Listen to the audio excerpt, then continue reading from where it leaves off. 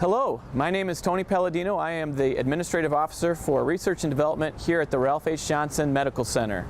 This week is VA Research Week. And in honor of Research Week, we'd like to show you some of the fascinating research projects we have happening right now. We have a large and very broad research program focusing on cardiovascular disease, PTSD and other mental health issues, diabetes. We also have studies in healthcare disparities, focusing on rural disparities, and a very strong rehabilitation research program that focuses on spinal cord injury and stroke patients.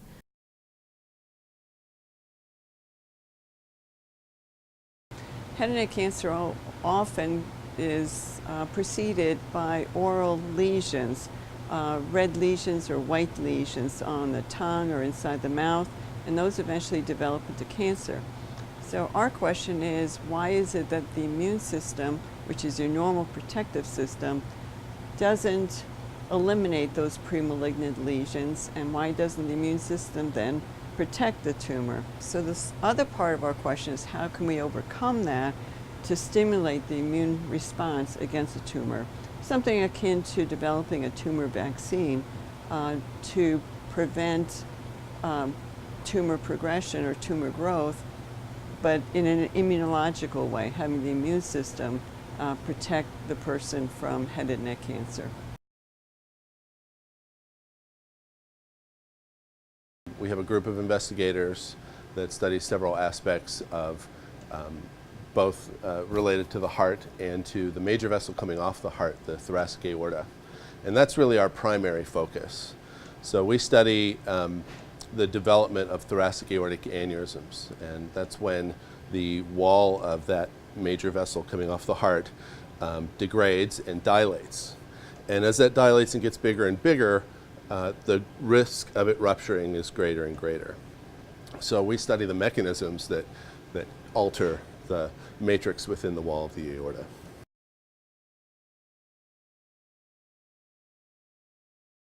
My name is Rebecca Walker, and I work for the Charleston Coin. That stands for a Center of Innovation. We do research focused on how best to provide care and how to provide it most cost effectively. We were funded specifically because we're in the Southeast, and we focus on providing care to rural veterans and minority veterans to ensure that the care that they receive is equal to all other care provided within the VA system.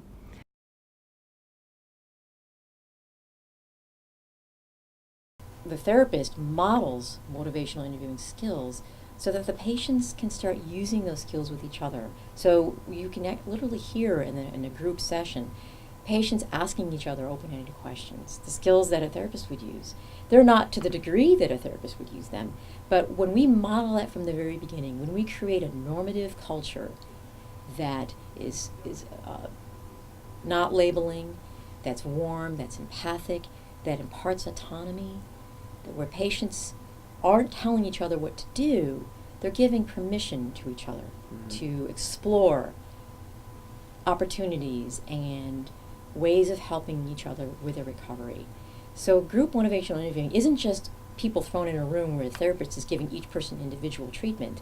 It's using that universal theme, that culture, the cohesiveness that builds within the group, so that group members can help each other, can relate to each other, where they can self-identify, where then they can listen to somebody else talking about how they solved a problem. They may be more willing to utilize that same sort of strategy. So the therapist acts as an equal. They're not just telling the patient what to do. The therapist is utilizing the skills and the talents of the group members to really come up with solutions and ideas for their recovery.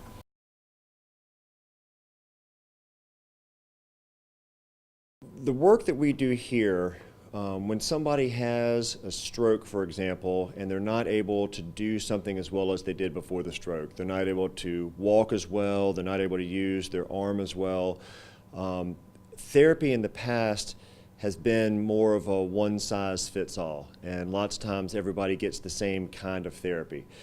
And because everybody's different, every stroke is different, every neurologic event is different, we really think that therapy needs to be tailored for that individual. Everybody gets a type of therapy that is unique for their problems. But to be able to do that, we have to really be able to understand what it is that's causing somebody to be able to keep them from moving as well as they want to. And so we have a lot of highly technical means to be able to do that, to be able to measure specific aspects of how somebody walks or how somebody moves.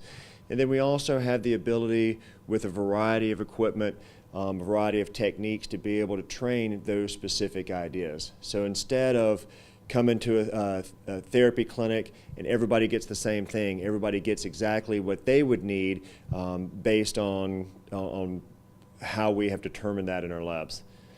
Direct clinical translation, the equipment we have in our motor performance lab, for example, is not different than what you might see in a routine therapy clinic or some place where people would go to work out, but we're using it to be able to train specific things. So for example, someone after a stroke or spinal cord injury, we know that they're weak, but we can measure exactly in what ways they're weak.